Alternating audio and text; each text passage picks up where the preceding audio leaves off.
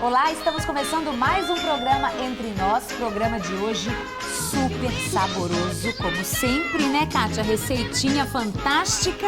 Maravilhosa. E o programa de hoje tem também dicas para você deixar o seu cabelo crespo ou afro ainda mais bonito. Vamos falar também da criolipólise. Kátia, é uma técnica que congela a gordurinha, a gordurinha localizada. E aí ela derrete. Não dá pra ser gordurona, não? Assim, criancinha? Pode ser uma gordurona também. Ai, quero fazer. Mas não pode perder o charme, tá? Amanhã. Amanhã, então. Mas é o que? É criolina? O que é isso? Você vai ver daqui a pouquinho Entre Nós. Vamos falar também sobre Eneagrama, uma técnica de autoconhecimento. Fantástico, fantástico, fantástico. Você já estudou isso? Já estudei e é assim, um estudo de uma compreensão assim que você não acredita. É, gente, olha, o programa hoje está muito bacana. Além de tudo isso, temos também a nossa consultoria de imagem e estilo. Então, fique com a gente, fique entre nós.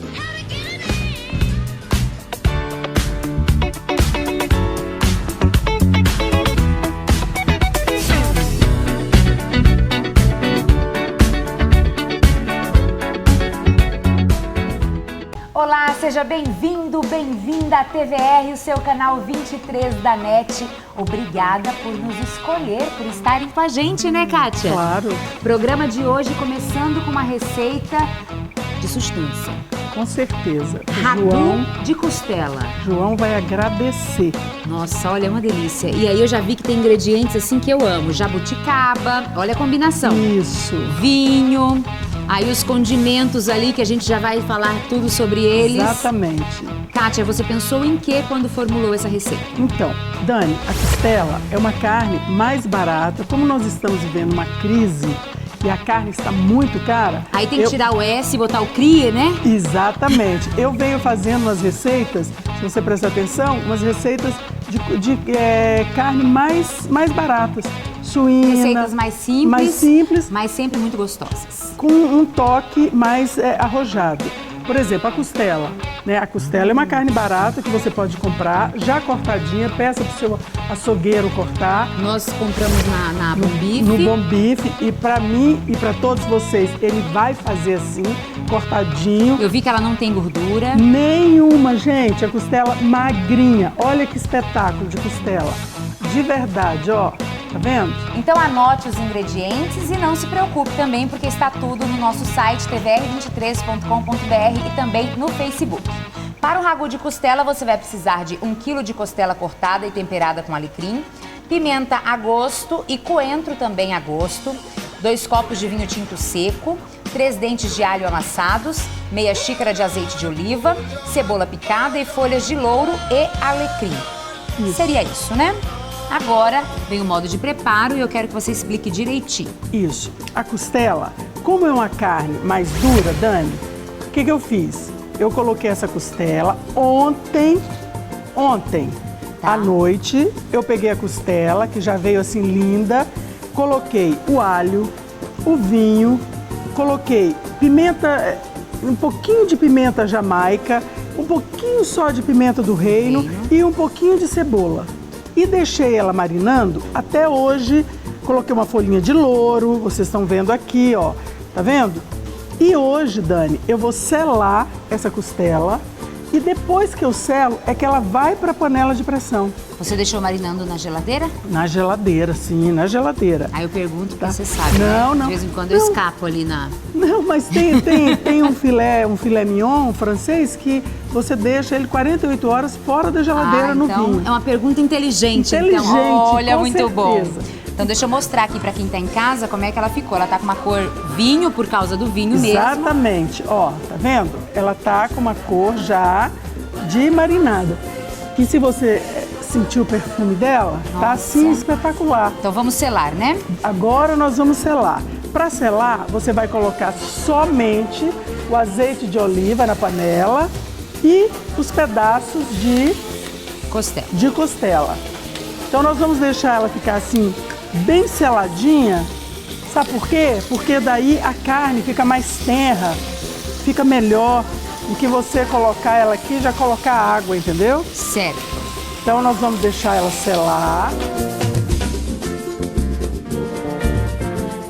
segredo de você fazer qualquer carne que você esteja selando é você não mexer muito, para ela não criar água. E o fogo tem que estar assim, o máximo de calor que você possa colocar. Tá.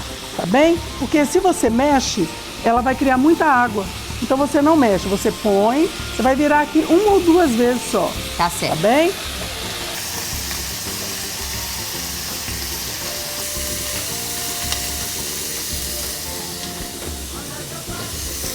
Nossa costela está no ponto, Kátia? Ó, tá vendo? Ela tem que ficar assim, ó, morena, Coradíssima. coradinha. Olha que espetáculo. Isso é selar uma carne.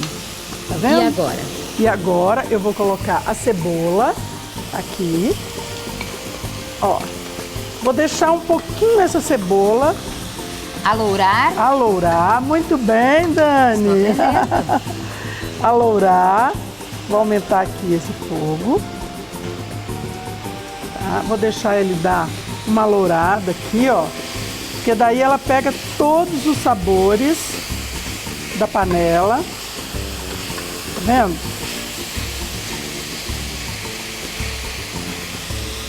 Agora, Dani, eu vou colocar a marinada que ela ficou.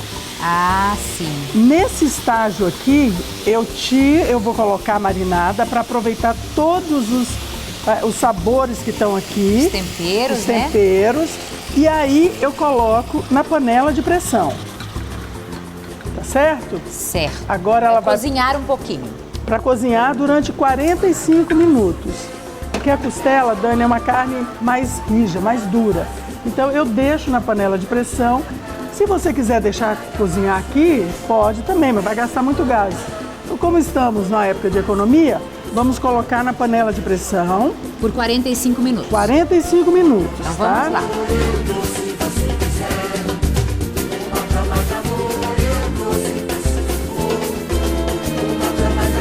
Você já trouxe a carne que ficou na panela de pressão, né, Kátia? Exatamente, a costela ficou na panela de pressão.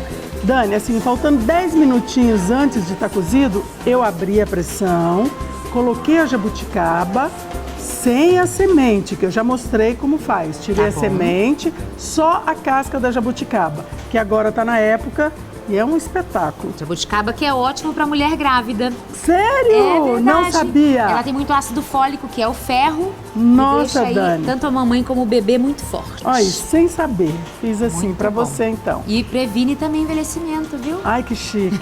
Então, como é época de jabuticaba, eu gosto muito dessa coisa de aproveitar os frutos da época. E aí eu abri a panela de pressão, coloquei a jabuticaba, fechei novamente, deixei ela cozinhar assim uns 10 minutinhos. Com a jabuticaba Com já. a jabuticaba dentro. Depois a gente vai montar o prato, é isso? Só montar o prato, Dani. Então eu vou chamar o intervalo e aí a gente já volta com outros destaques do programa, tá bom? Tá Vai pro bem. intervalo e volta já.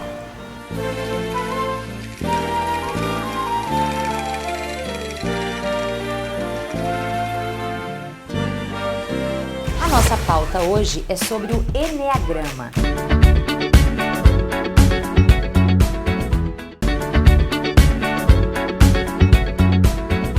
Estamos de volta com o Entre Nós e o assunto agora é uma técnica de autoconhecimento que vem sendo muito difundida entre os terapeutas, o Eneagrama.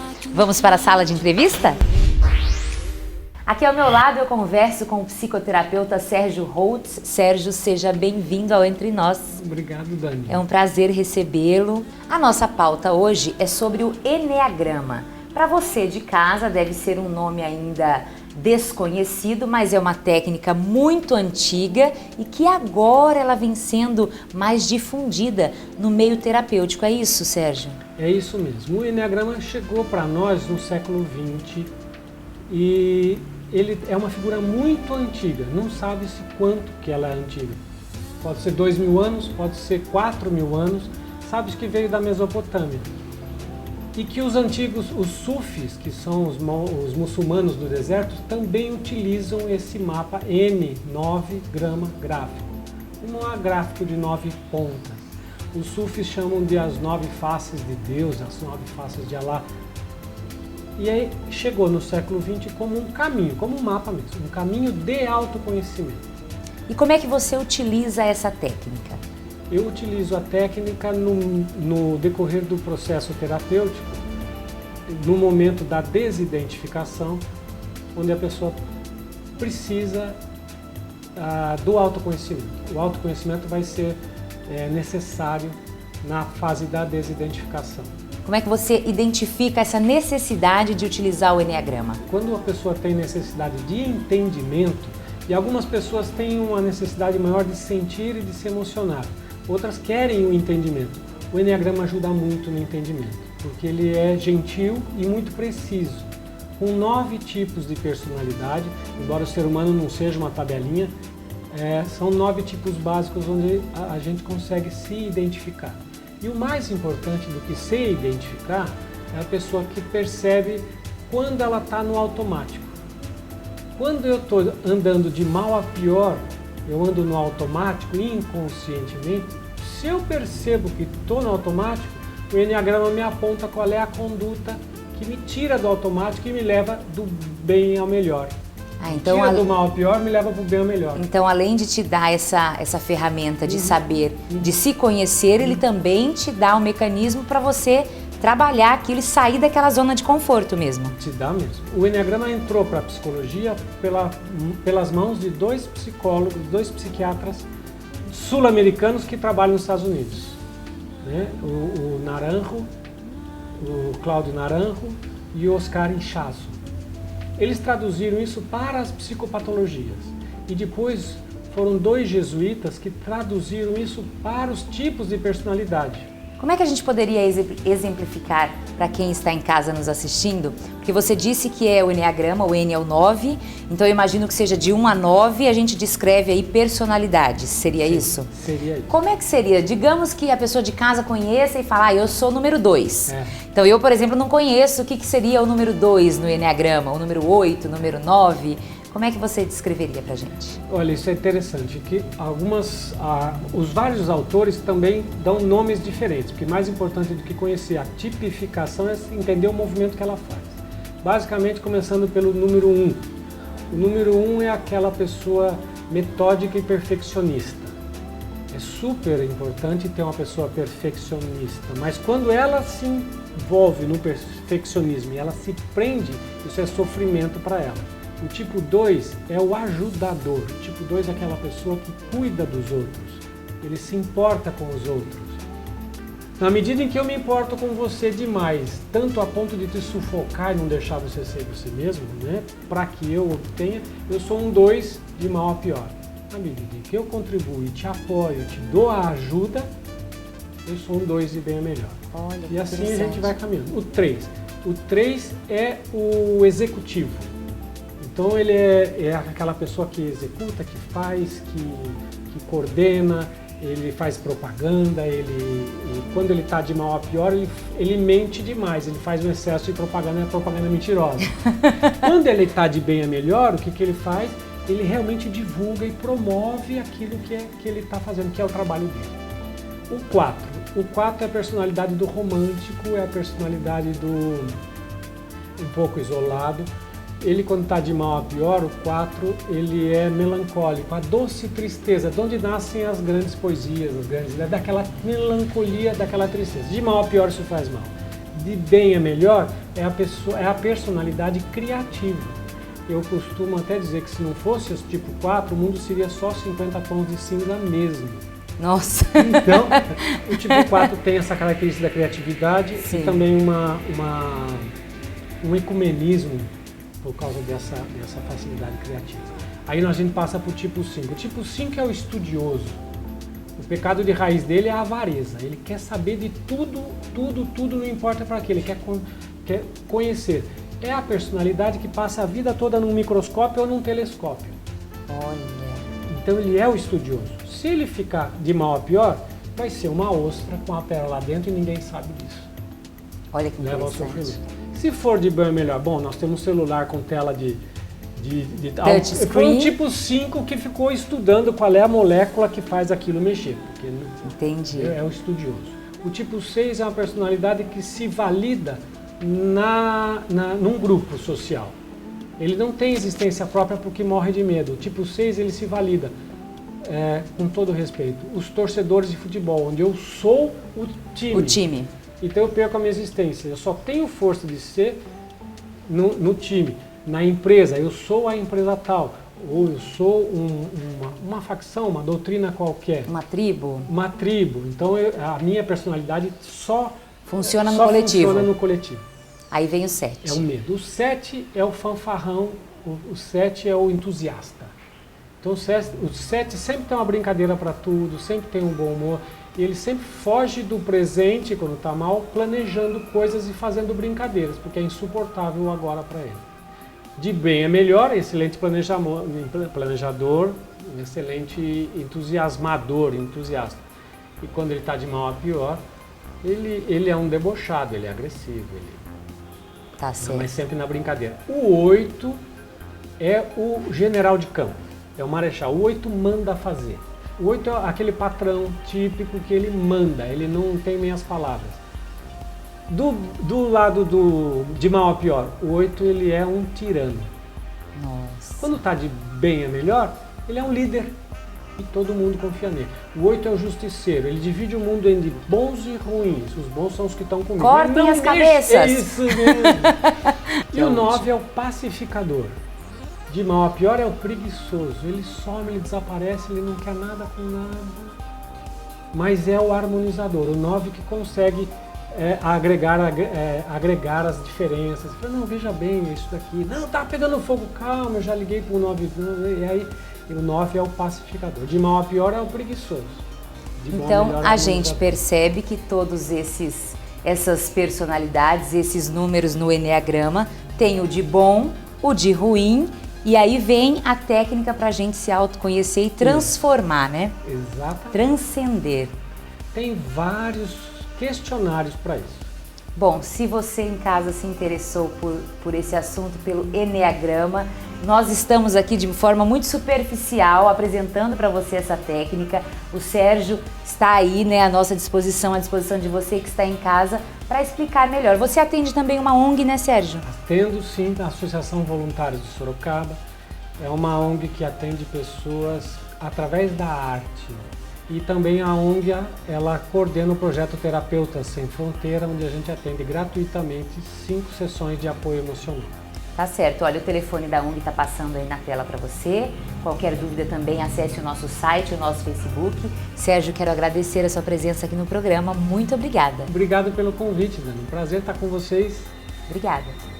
Eu achei muito interessante essa técnica de estudos da personalidade pelo Eneagrama. Se você gostou do assunto, tem mais informações no nosso site tvr23.com.br. Agora, mudando de assunto, vamos falar de tendências, cabelos e penteados crespos e afros. Olha, você pode ficar muito bonita se souber usar o seu cabelo a seu favor. Confira.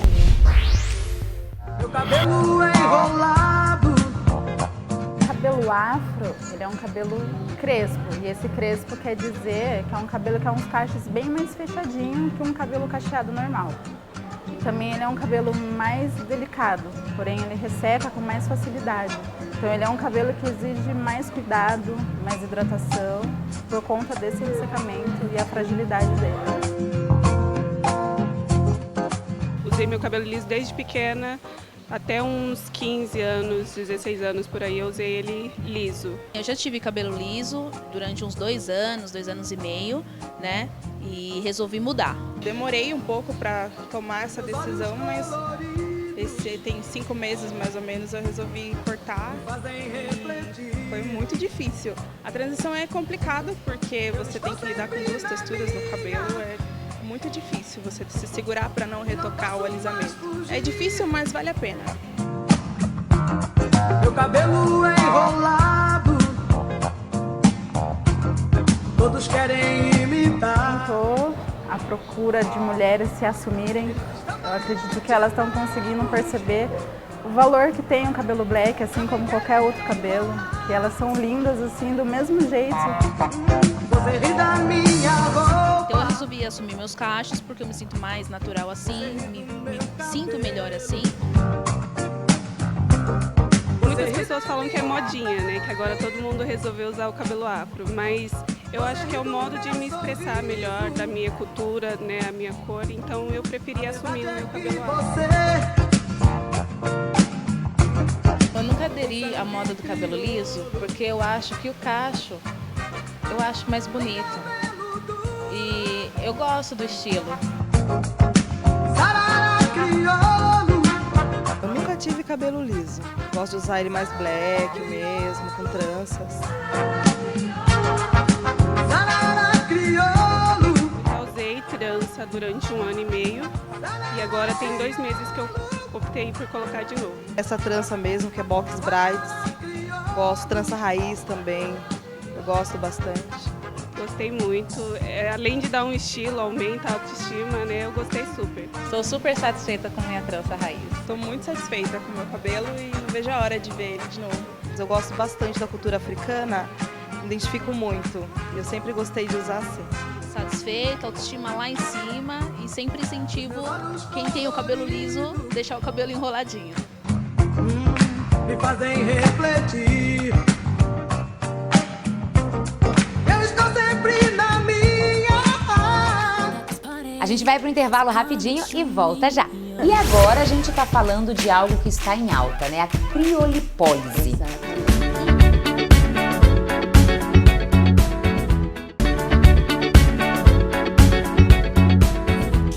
Estamos de volta.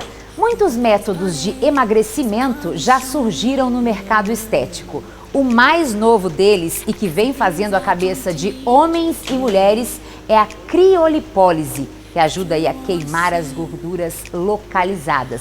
Você já ouviu falar dessa técnica? Então, vem comigo. Aqui ao meu lado eu converso com a Vanessa Doca, empresária. Vanessa, tudo bem? Tudo bom, Dani? Seja bem-vinda ao Entre Nós. Muito obrigada, eu que agradeço o convite. Já fizemos muitas matérias juntas mostrando aí esse mundo da estética, né? Você é muito persona muito grata lá na Onodera. Muito obrigada. E agora a gente está falando de algo que está em alta, né? A criolipólise. Exatamente. Em alta porque eu sei que funciona e em alta também porque recentemente a gente viu alguns casos de erros graves aí com o uso dessa técnica. Primeiro eu gostaria que você falasse o que é a criolipólise. Vamos lá, Dani. Realmente ela está bastante em evidência, porque a criolipólise ela é uma grande inovação na área da estética, né? De repente, em Harvard descobriram que pelo congelamento da célula, que são chamados adipócitos, né, as células de gordura, ela elimina completamente do organismo quando essas células de gordura são atingidas por uma temperatura muito gelada, né? Então nós estamos falando de temperaturas negativas, é um congelamento da célula.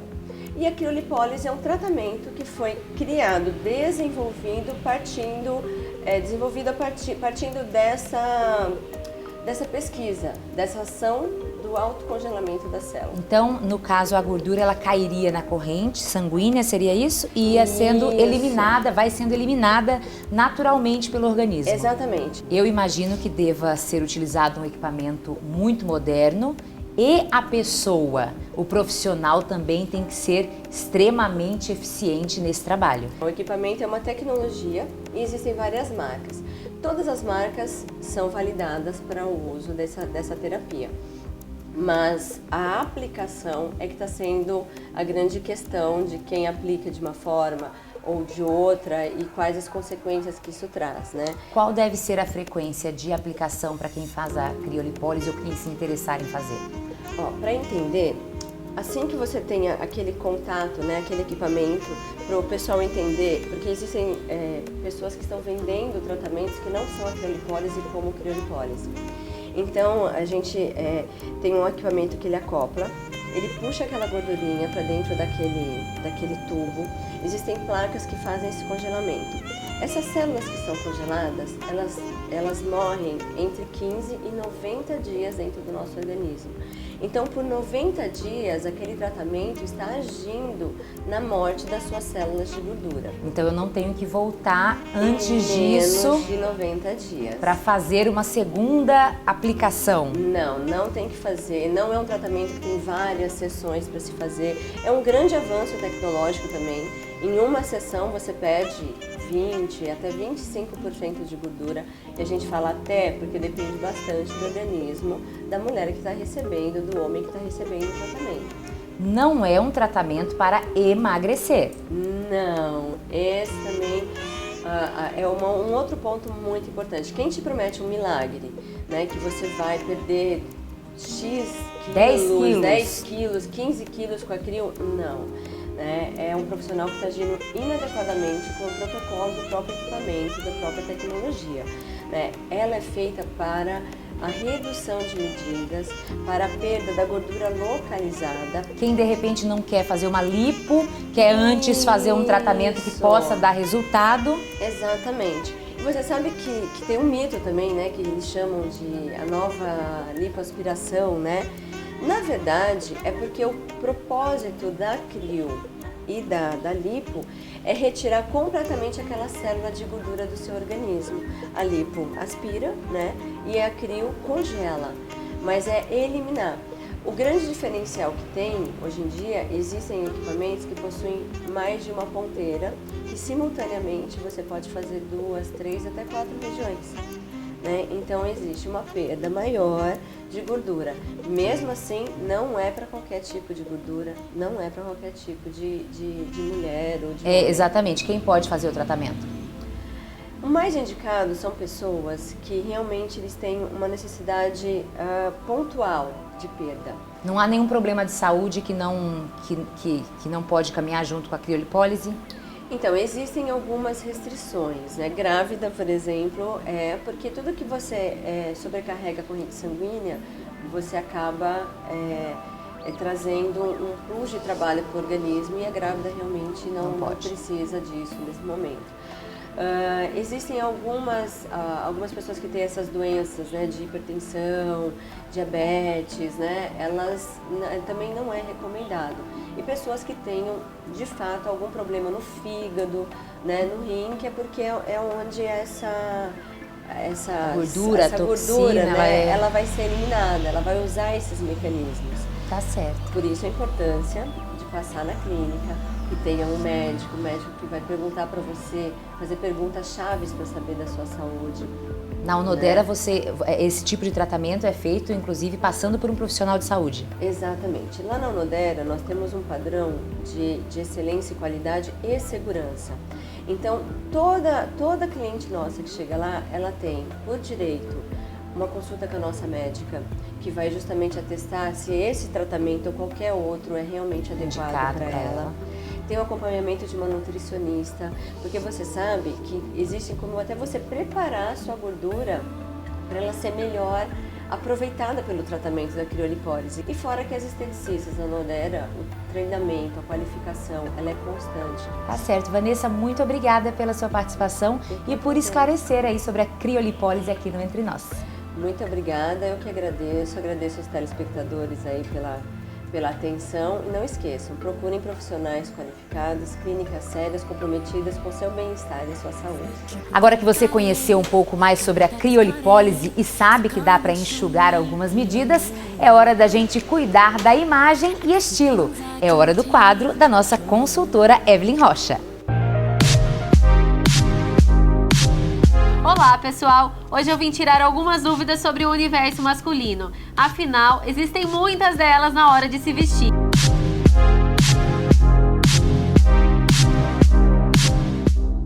E para isso eu convidei a gerente da loja para me dar um suporte e me falar um pouquinho quais são as dúvidas mais frequentes. Tudo bom, Gabi? Tudo jóia. Fala para mim um pouquinho quais são as dúvidas mais frequentes aqui na loja no dia a dia. Uma das dúvidas mais frequentes é a combinação da gravata com a camisa, com o terno junto. Também a escolha do sapato, a cor do sapato, a cor do cinto. Enfim, essa é uma das dificuldades dos homens. Legal. Então eu vou pegar aqui a primeira dúvida que ela me falou, que é a questão de combinar a gravata com a camisa.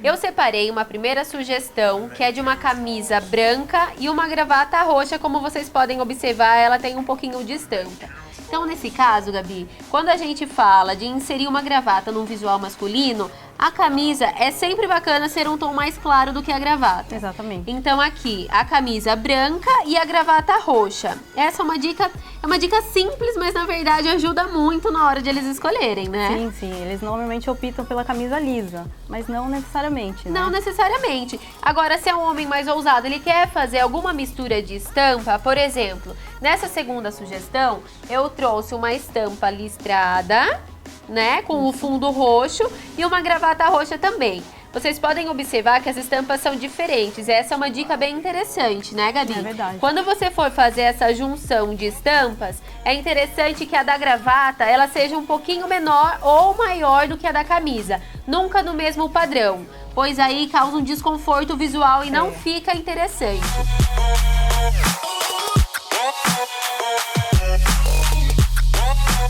Continuando nas gravatas, os homens que gostam de estampas, é bacana evitar aquelas estampas muito gritantes para o ambiente corporativo, aquelas estampas infantis, de carrinho, de balãozinho, tem homens que gostam, mas para o ambiente de trabalho não é indicado, então evitem. Essa dúvida frequente também de cinto com sapato, eu trouxe aqui um sapato café e o cinto também. Sempre tem que ser da mesma cor, não tem como o sapato ser preto e o cinto ser marrom café. A impressão que dá é que você não tinha como combinar, então você pegou qualquer peça e você fez essa combinação e não dá certo, ok? Então evitem, sempre da mesma cor. Como aqui também, você comentou que é uma dúvida frequente, né, Gabi? Sim, também. Então, meias, tem que ser da mesma cor do sapato ou da calça? Tem. Meias branca, homens, não pode. Evitem no ambiente corporativo ou com qualquer visual mais social.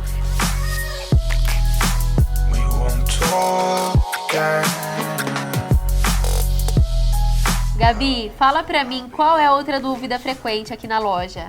Outra dúvida frequente é a diferença. Os homens não sabem a diferença entre terno e costume. Ah, legal. Então, tem muitas dúvidas mesmo. Tem muitos clientes que acabam confundindo e acabam pecando nessa hora. Então, assim, a maior diferença entre elas é a quantidade de peças. O terno, ele é composto por 3 peças. O paletó, a calça e o colete. Já o costume é composto por 2 peças, o blazer e a calça. Né? Isso, que é o mais usado normalmente. Que é o mais usado, sem dúvidas, até para o ambiente de trabalho, Exatamente. né? Então, na verdade, o terno ele é usado para ocasiões mais especiais, mais sofisticadas, de repente um casamento, alguma ocasião muito importante. Já no dia a dia, o costume é bem habitual, né? Exatamente. E também a respeito ainda continuando do terno, Gabi, eu acredito que os homens acabam buscando sempre o terno preto, né? Também. Tem o Sempre eles costume acabam preto. caindo no preto para não ter o perigo de errar.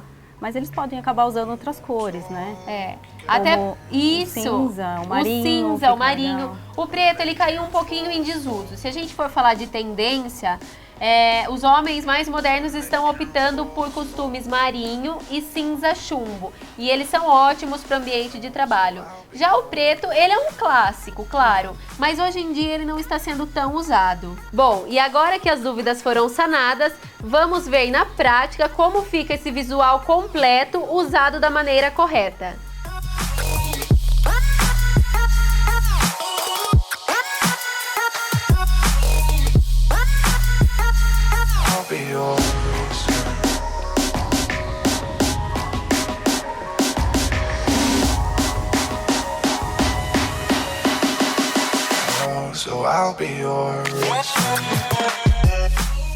Bom, essas foram as dicas de hoje. Obrigada, Gabi, pela participação. Imagina, foi um prazer. Prazer foi meu.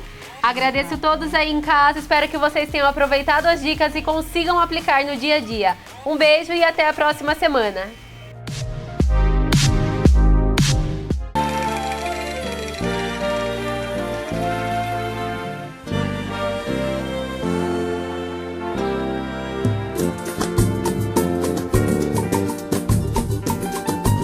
De volta aqui ao espaço milagroso e delicioso de Kátia Baiana com o nosso ragu de costela ao molho de jabuticaba. Nossa, espetacular. É Dani. hora de montarmos o nosso prato. Mas antes eu vou colocar um pouquinho de coentro, porque sou baiana e coentro combina com jabuticaba de um jeito que você nem faz ideia, tá? Dani, posso mandar um beijo? Claro. Val, um beijo pra você, viu, minha rainha? Não gosta de polvo? Entendeu? Então essa costela aqui é pra você, tá bom? Então, Dani, eu resolvi servir essa costela assim, com um purezinho de batata, tá? Ó, pra ficar bem chique, a gente dá uma puxada. Ó. Um sorriso. Um sorriso, tá? Aí nós vamos colocar a costela. Eu vou levar a panela aí. Vou colocar aqui. Deixa eu aproveitar e perguntar enquanto você está montando o prato. Digamos que a pessoa não encontra jabuticaba, que outra fruta ela poderia colocar no lugar? Pode fazer com abacaxi, pode fazer... Eu vou tirar esse ossinho, tá? Pode tirar. Pode fazer com abacaxi, a fruta da época. Só não pode assim, tem que ser frutas ácidas, viu, Dani? Que é melhor. Fruta ácida fica sempre bom com carne. Pode. Né? Esse purê aqui pode ser trocado por um purê de banana da terra. Mandioquinha. Isso, mandioquinha. Mas sempre uma fruta ácida. Combinado. Combinar? Pode botar gomos de mexerica, já pensou? Nossa, que espetáculo. Os gomos, depois que tá pronto, coloca e já desliga o fogo, né? Porque a jabuticaba precisa cozinhar um pouco, mas a mexerica não precisa, tá? Legal. Aí, Dani, pra não dizer que não falei das flores, eu trouxe aqui, ó, um brócolizinho. Como diz a minha filha quando era pequenininha, ela dizia, quero comer arvorezinha. Isso, eu trouxe uma arvorezinha, tá? Pra colocar aqui. Um brócolis, uma couve-flor, um galinho de alecrim, né? Que vai no prato. E uma pimentinha. Eu sei que você não vai poder comer. Mas fica aí ao gosto do freguês, né? Isso. Agora, você pega uma colher aqui, por favor. Eu vou pegar só um caldinho aqui pra colocar. Por favor. Você viu, Dani, que com pouca coisa a gente faz uma comida exemplar. Maravilhosa. Muito legal esse prato, gostei muito. Você viu, Dani? Uma comida saudável, bacana. Aqui, ó. Vou botar aqui, ó. Um pouquinho de jabuticaba. Tá vendo? Com pouco dinheiro, gente. A cozinha é isso, é transformar. É amar, porque a gente tem que amar o que está fazendo na cozinha. Tá vendo? Tá pronto o prato. Kátia, muito obrigada pelo seu prato de hoje, ragu de costela ao molho de jabuticaba, com esse acompanhamento, purê de batata, pimenta, quer dizer, tem tudo que a gente gosta. Tem tudo. E qualquer ingrediente que você queira substituir, tem que ficar à vontade também, né? Exatamente, pode substituir, claro. É isso aí, muito obrigada, viu? Obrigada a você, Dani. Obrigada, Sorocaba, obrigada pessoal da internet, de Votorantim, do Vale do Paraíba. Muito obrigada por estarem sempre com a gente. Fique com a gente, fique entre nós.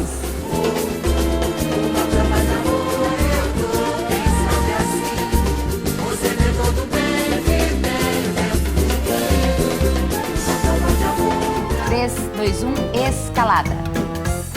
Programa 80. Programa 80. Ui, muito bom. Olá, pessoal. Hoje eu vim aqui, né? Vim aqui. Desde o comecinho? Desde que a gente estava lá? 80 receitas? 80 Deus a Deus, nossa. Você cozinhou pra caramba até agora. Meu Na hora que for o programa 100, nós temos que fazer um negócio diferente. Fazer uma festa. Bem legal. Bem legal.